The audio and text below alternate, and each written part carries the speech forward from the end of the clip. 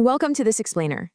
Look, if you've ever tried learning a new language, you probably already know the drill. You type a phrase into a translation app, you get the literal words back, and, well, it completely misses the point, right? The words technically make sense, but the actual feeling is just entirely gone. So today, we're diving straight into why you absolutely cannot truly understand Brazilian culture just by looking at literal translations alone. So here's a question for you. Can a single phrase actually reveal a culture's soul? We're going to unpack three totally unique Brazilian expressions today. And honestly, by the end of our time together, I'm pretty sure you'll agree the answer is a massive yes. These aren't just vocabulary words, they're like little windows straight into the emotional heart of Brazil. The main takeaway, the guiding principle here is simple. To really get Brazilians, you've got to look way beyond the literal meaning. We're going on a bit of a journey today, okay? We'll start off light, playful, very sunny, and then we're going to move into some much deeper, profound, and honestly, incredibly direct territory. Section 1. Carioca affection. By and my. Okay, so picture this. You're on the vibrant, sunny beaches of Rio de Janeiro. The whole vibe there is deeply influenced by samba and this wonderfully relaxed, informal way of living. Now, literally translated, pai means father and mãe means mother. But down in Rio, they're used informally as super affectionate terms to address your friends, your family, or literally complete strangers. It's all about instantly building a friendly connection and a real sense of belonging right off the bat. There's this brilliant contrast here between the stiff, literal English and the actual warm Brazilian usage. I mean, think about it. If you walk up to a total stranger on the beach and literally call them father, things are going to get weird really fast. But in Brazil, it's basically the equivalent of saying, hey man, or hey girl, or just friend. It just immediately drops all those social barriers. So how does this actually play out in real life? Well, there are 5 everyday situations where you're basically guaranteed to hear this slang. You use it when greeting a friend, expressing admiration, encouraging someone, or just playfully joking and friendly teasing. It's incredibly versatile. For example, picture 2 buddies running into each other. Fala pai, como é que tá? In English, that's hey man, how's it going? You can just feel that upbeat, playful energy, right? You're obviously not asking your dad how his day is. You're practically throwing your arm around a buddy, soaking in that relaxed carry-out vibe, and making them feel totally welcome. Or, say you want to hype someone up. Você é fera, mãe. Sempre arrasando. That translates to you're awesome girl, always killing it. Just by dropping that word mãe into the mix, it completely changes the temperature of the compliment. It turns a standard good job into a real statement of kinship. All right, so we've seen the fun, playful side, but here's something to think about. How does a language express profound loss?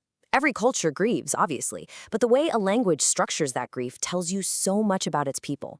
Let's pivot from the sunny beach slang into something deeply, deeply poetic. Section 2. The poetry of grief. Virar Saudade. We're stepping into a much softer, more reflective space here. Virar Saudade is an expression people use when someone has passed away. Now, you might already know that the Portuguese word saudade is famous for being almost impossible to translate perfectly into English. It's this deep, melancholic longing for someone who is absent. But when you put it together as virar saudade, it perfectly captures the enduring, lingering presence of that loss. This is where you really see the massive emotional leap from the literal words. Literally, it translates to turned into saudade. But the real meaning, the feeling, it's saying they are no longer with us, but they remain in our longing. It's like they haven't just vanished. They've actually transformed into the very feeling of missing them. When you hear it used, it's just incredibly beautiful. Someone might say, depois que meu pai faleceu, ele virou saudade para todos da família. After my father passed away, he turned into saudade for everyone in the family. It is just such a gentle, respectful way to talk about mourning. It doesn't hide the pain, but it frames the loss as a transformation into a permanent state of love. And this isn't strictly reserved for people either. Think about this. Aquele animal de estimação que você tanto amava, agora virou saudade. That pet you love so much, now it has turned into saudade. If you've ever lost a beloved dog or a cat, you know exactly how heavy that feels. The pet is physically gone, sure, but the love is still there, echoing. It's a stunningly beautiful way to process grief. Section 3. No sugarcoating. Papo Reto. All right, let's bring the energy back up. We are completely shifting gears from poetry and grief straight into blunt, unfiltered reality. Papo Recto. This is a slang term used when you need to speak honestly, directly, and with zero sugarcoating. Basically, when someone drops Papo Recto into the conversation, it's a flashing neon warning sign. They are giving you a heads up that you're about to get the absolute, unvarnished, and possibly uncomfortable truth. It's kind of funny when you compare the polite literal translation to the actual punch it packs. Literally, it means straight chat, which sounds pretty formal, right? But out on the street in a fast-paced conversation, it means brutal honesty. It's the ultimate real talk.